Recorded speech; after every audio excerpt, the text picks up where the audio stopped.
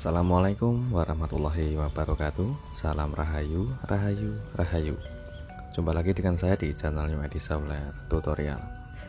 Di kesempatan kali ini ada paketan kiriman dari salah satu sahabat subscriber.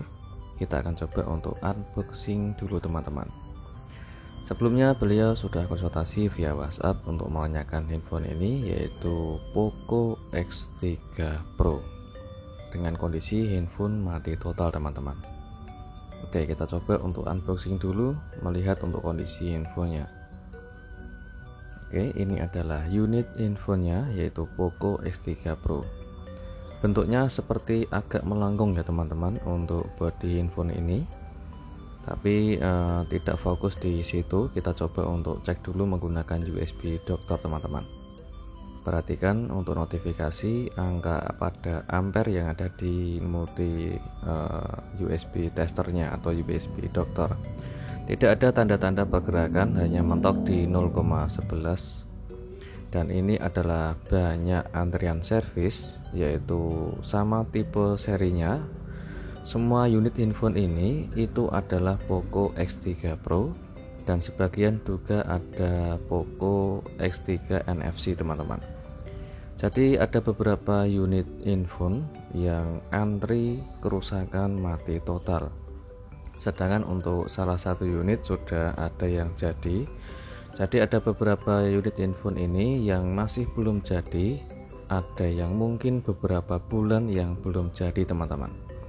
Jadi agar yang punya handphone ini tidak menunggu terlalu lama, jadi saya coba untuk review juga di video kali ini.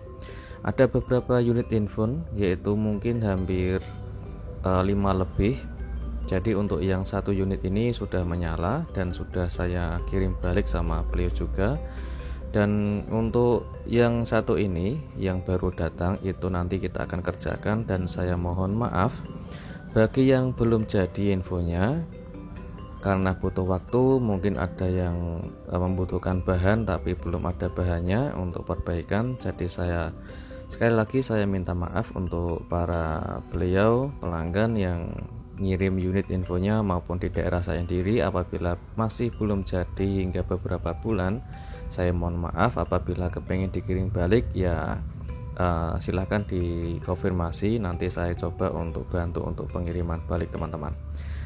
Oke, kita fokus untuk bongkar handphone yang akan kita kerjakan. Yang sebelumnya sudah cerita juga sama beliau di via WhatsApp, handphone ini sudah pernah diperbaiki namun belum ada perkembangan alias masih tetap mati total. Kita coba untuk cek kondisi mesinnya teman-teman. Oke, perhatikan pada kaleng yang ada di bagian ini adalah IC power. Yang penutup kalengnya itu sudah dibongkar, dan ini juga sudah dibongkar. Untuk stiker penutup kaleng pada CPU saya coba untuk rapikan dulu. Ini mungkin pernah direhot teman-teman, dipanasin menggunakan blower. Jadi mungkin hanya cuma direhot dan mungkin bisa menyala namun sebentar, ataupun bahkan tidak bisa menyala sama sekali. Oke, jadi untuk di tahap ini saya langsung saja untuk eksekusi, yaitu untuk perbaikan IC CPU nya atau proses rebolling teman-teman. Oke, kita setting dulu untuk panas pada blowernya dengan panas sedang, yaitu ukuran panas di angka 2 sampai 2,5. Untuk di bagian ini saya rapikan dulu di bagian stikernya agar lebih mudah untuk kita proses mencongkel atau melepas IC-nya, atau kita angkat IC CPU-nya dari mesin. Kita kerik dulu di bagian lem yang ada di bagian samping IC teman-teman. Tujuannya untuk mempermudah pengangkatan IC atau mempermudah untuk kita congkel IC-nya. Dengan hati-hati untuk kita kerik lem yang ada di bagian samping IC. Kita kerik secara halus agar tidak bikin cacat di bagian PCB-nya, dan gunakanlah alat pisau congkel untuk khusus mencongkel IC agar tidak luka di bagian PCB atau mesin. Itu gunakanlah pisau yang ujungnya tidak terlalu tajam teman-teman. Kita pelan-pelan kita kerik di bagian sekeliling lem yang ada di bagian samping IC. Setelah itu kita naikkan suhu blowernya atau solder uap. Kita naikkan sedikit untuk panas suhu blowernya dengan panas di angka 325 sampai 330, dan kita cari celah seperti ini, yaitu menggunakan alat congkel atau pisau alat congkel IC. Jika belum mendapatkan celah, jangan dipaksa teman-teman, kita pelan-pelan untuk cari celah dulu. Jika sudah mendapatkan celah, kita angkat pelan-pelan IC nya. Setelah IC terangkat, kita diamkan mesinnya hingga dingin sebentar, lalu kita proses untuk mengangkat ke bagian IC di bagian bawah, yaitu yang IC di bagian paling bawah itu adalah IC CPU, sedangkan masih ada sisa lem di bagian tengah. Kita bisa sambil membersihkannya. Oke, tetap dengan suhu panas blower yang sama, yaitu 325 maksimal 330. Kalau masih kesulitan, kalian bisa naikkan sedikit maksimal 350, tapi jangan terlalu dipaksa ya teman-teman. Jika terlalu panas juga tidak baik untuk mesin dan juga tidak baik untuk IC. Kita cari celah dan kita pelan-pelan untuk masukkan alat congkel pisaunya dengan hati-hati. Jika masih keras jangan dipaksa teman-teman. Biasanya yang masih keras itu adalah bagian lem yang ada di bagian tengah IC. Kita tetap menggunakan suhu panas blower dengan yang sama, yaitu 325 maksimal 330. Kita kelilingi IC nya menggunakan panas pada blower dengan pelan-pelan untuk mengambil celah seperti ini. Jika sudah mendapatkan celah, jika bisa sudah kita bisa memasukkan alat congkel pisaunya, kita pelan-pelan untuk mengangkat IC nya. Jangan dipaksa jika keras teman-teman. Oke, kita cari posisi yang nyaman agar tidak merusak PCB ataupun tidak merusak IC nya. Pelan-pelan kita congkel dengan hati-hati. Oke, jika sudah terangkat untuk IC CPU nya, kita dinginkan sebentar untuk mesinnya. Kita gunakan flux secukupnya saja dan kita tambahkan timah cair atau timah pasta. Lalu kita ratakan timahnya menggunakan solder dengan suhu panas di angka 350. Dengan hati-hati menggunakan ujung solder itu jangan yang kasar ya teman-teman. Gunakanlah ujung solder atau mata solder yang tidak runcing. Jika runcing itu nanti kalau kalian menekan terlalu keras bisa menyebabkan PCB rusak teman-teman.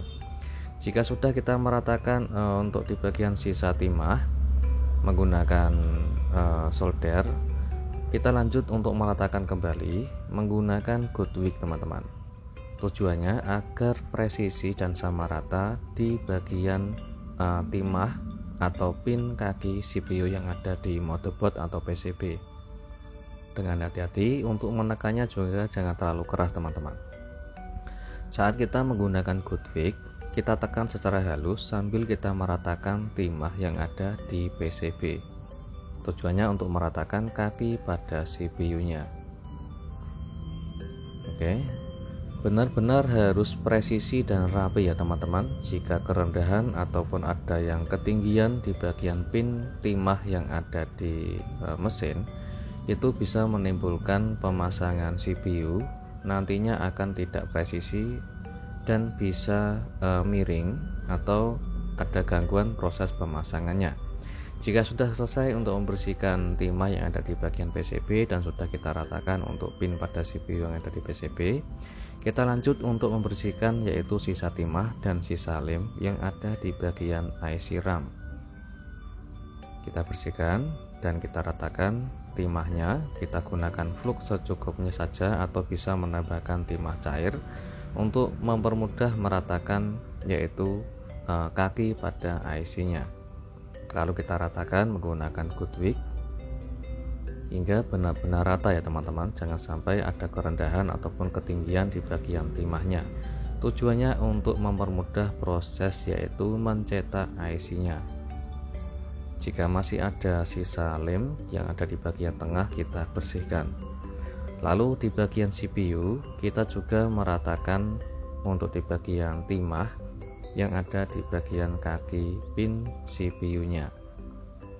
Kita ratakan dan kita lanjut untuk membersihkan yaitu sisa-sisa lem yang ada di bagian tengah IC-nya. Dengan hati-hati, kita bisa menggunakan alat bantu blower atau solder uap dengan suhu yang sedang di angka 2. Jangan terlalu kepanasan karena tujuannya hanya untuk alat bantu saja, mempermudah untuk membersihkan sisa lem. Jika setelah itu selesai, kita ratakan menggunakan good wick ya teman-teman.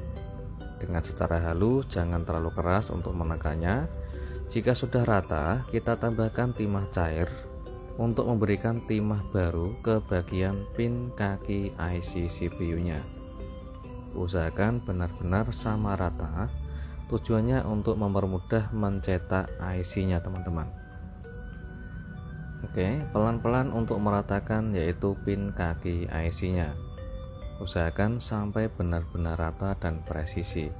Setelah itu kita bersihkan dan kita siapkan alat cetaknya. Jika sudah selesai untuk membersihkan yaitu meratakan timah yang ada di bagian pin kaki CPU-nya, kita presisikan alat cetaknya, lalu kita tambahkan yaitu timah cair atau timah pasta.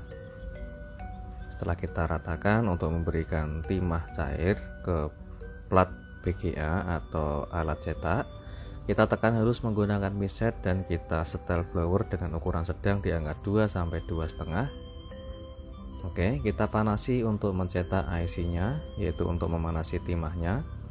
Jika timah sudah matang, kita bisa menambahkan flux secukupnya saja dan kita cetak ulang atau kita blower ulang seperti ini. Tujuannya untuk mematangkan atau memaksimalkan pencetaknya dan untuk memudah mengangkat IC dari cetakan teman-teman. Setelah itu kita blower ulang seperti ini agar lebih maksimal, dan setelah itu kita diamkan IC-nya, kita simpan hingga dingin untuk IC-nya, dan kita lanjut untuk membersihkan yaitu IC RAM karena masih ada sisa-sisa lem yang banyak, dan kita ratakan timahnya juga dengan hati-hati untuk meratakan atau membersihkan sisa timah maupun sisa lem teman-teman. Oke, setelah kita membersihkan sisa lem, kita ratakan kembali menggunakan good wick untuk pin kaki IC-nya, dan kita bisa menambahkan timah cair atau timah pasta untuk memberikan timah baru ke setiap pin kaki IC-nya. Oke, untuk blower seperti ini menggunakannya dengan suhu panas di angka sedang, yaitu panas pada blower di angka 200 sampai 250, atau sedang itu 225 ya teman-teman, atau yang tengahan. Oke, setelah kita memberikan timah yang baru dan sudah kita ratakan, kita lanjut untuk mencetak IC-nya. Kita gunakan plat BGA atau alat cetak. Kita presisikan dulu IC-nya ke alat cetak, lalu kita tambahkan timah pasta atau timah cair. Setelah kita ratakan, kita bersihkan. Setelah itu kita tekan halus menggunakan pinset dan kita blower dengan suhu blower di angka sedang yaitu 2 sampai 250. Oke. Setelah kita angkat untuk IC-nya, kita bisa menambahkan flux secukupnya saja dan kita blower ulang agar lebih maksimal untuk mencetaknya. Dan ini adalah hasil cetakannya, yaitu IC CPU sudah selesai untuk kita cetak dan IC RAM juga sudah kita cetak. Jadi untuk kedua IC-nya sudah kita cetak semua. Hasilnya presisi, rapi, dan sekarang kita lanjut untuk proses pemasangannya. Oke, proses pemasangannya kita pasang dulu di bagian IC yang pertama, yaitu di bagian IC CPU teman-teman. Kita gunakan flux secukupnya saja, lalu kita ratakan menggunakan blower seperti ini. Oke, setelah untuk flux rata di bagian motherboard atau di bagian PCB, selanjutnya kita presisikan IC CPU-nya ke mesin. Kita presisikan, jangan lupa untuk mempresisikan dari bentuk letak pada pin atau titik pada IC-nya ya teman-teman. Lalu kita blower dengan suhu panas di angka 3, maksimal 330. Oke. Kita pelan-pelan untuk memblowernya, jangan terburu-buru untuk proses pemasangannya teman-teman.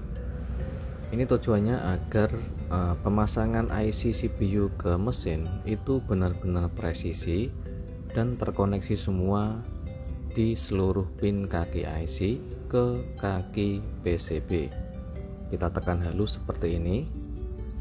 Oke, kita juga bisa menggoyang sedikit demi sedikit untuk IC-nya seperti ini. Perhatikan, akan ada pergerakan IC-nya teman-teman jika kita goyang sebentar seperti ini atau kita goyang sedikit. Perhatikan lagi, kita goyang ulang. Oke, ada pergerakan IC-nya, itu menandakan semua pin kaki IC sudah nempel ke mesin. Kita diamkan hingga dingin sebentar, lalu kita gunakan flux secukupnya saja untuk proses pemasangan IC yang terakhir, yaitu IC RAM-nya teman-teman. Oke, setelah kita ratakan untuk meratakan flux yang ada di bagian IC CPU untuk proses yaitu pemasangan IC RAM-nya. Kita presisikan untuk IC RAM-nya. Usahakan benar-benar presisi untuk pemasangannya, dan jangan lupa untuk menghafal titik letak pada IC-nya. Setelah presisi, kita blower dari atas atau dari ujung atas ke bawah lurus, tujuannya agar tidak mudah gerak IC-nya.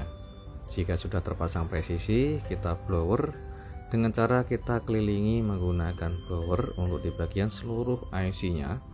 Tujuannya agar semua timah atau semua pin kaki IC itu bisa matang dan bisa terkoneksi antara kedua IC ini, yaitu menyatukan IC RAM dan juga menyatukan IC CPU dan menyatukan kedua IC ini ke bagian mesin teman-teman. Kita tekan secara halus untuk menyatukan kedua IC ini. Pelan-pelan kita angkat atau maksudnya bukan angkat, kita tekan secara halus untuk memaksimalkan pemasangan CPU dan juga IC RAM-nya. Jika sudah selesai, kita diamkan hingga dingin dulu dan kita sambil membersihkan sisa-sisa flux yang ada di bagian mesin. Lalu kita bisa menggunakan yaitu thermal pasta atau thermal pendingin IC. Jika masih belum yakin, kalian bisa pengetesan dulu sebelum memberikan timah atau thermal pasta, maksud saya teman-teman. Ngomongnya keliru terus, agak ngantuk saya teman-teman karena sering lembur jadi kurang tidur mungkin, jadi ngomongnya agak ngelantur sedikit. Oke, kita lanjut untuk proses perakitan. Karena handphone ini setelah saya cek itu sudah normal dan sudah saya membersihkan sisa flux tadi, jadi untuk memberikan thermal pendingin IC, kalian bisa membersihkan yaitu sisa flux yang ada di mesin. Tujuannya agar kondisi mesin itu bersih teman-teman, tidak lengket bekas dari flux. Jika sudah kita rakit semua, kita lanjut untuk proses yaitu pemasangan backdoor.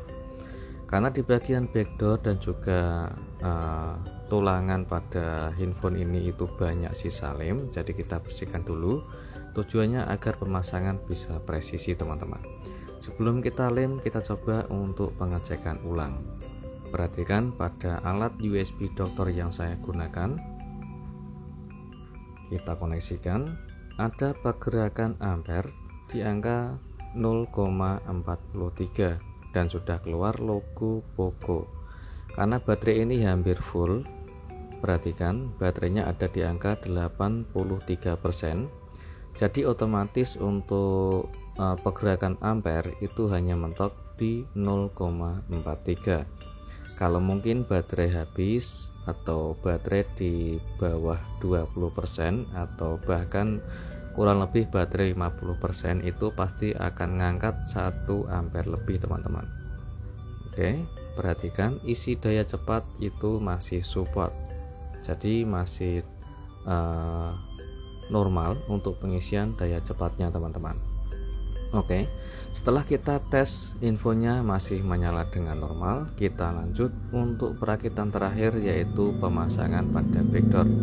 Kita gunakan lem secukupnya saja untuk proses pemasangan backdoornya. Oke, kita bisa menggunakan gelang karet secukupnya saja, tujuannya untuk mempresisikan atau merapatkan backdoor ke bagian tulangannya. Dan untuk pengisian daya baterai support pada MI turbo.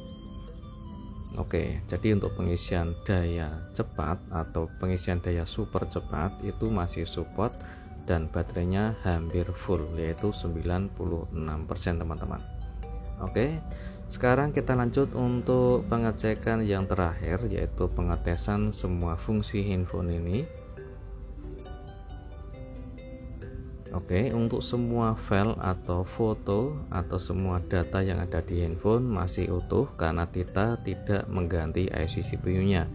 Jadi masih menggunakan IC CPU original dan menggunakan IC RAM original dari bawaan. Hanya cuma kita rebel atau kita cetak ulang, alhamdulillah masih normal dengan sukses. Dan untuk kita cek di bagian fungsi kamera depan dan juga fungsi kamera belakang. Alhamdulillah untuk di bagian kedua fungsi kamera bisa berfungsi dengan sangat normal sekali. Oke, alhamdulillah untuk infonya sudah kembali normal dan semua data masih utuh. Semoga bermanfaat dan jumpa lagi di tutorial berikutnya. Assalamualaikum warahmatullahi wabarakatuh. Salam rahayu, rahayu, rahayu.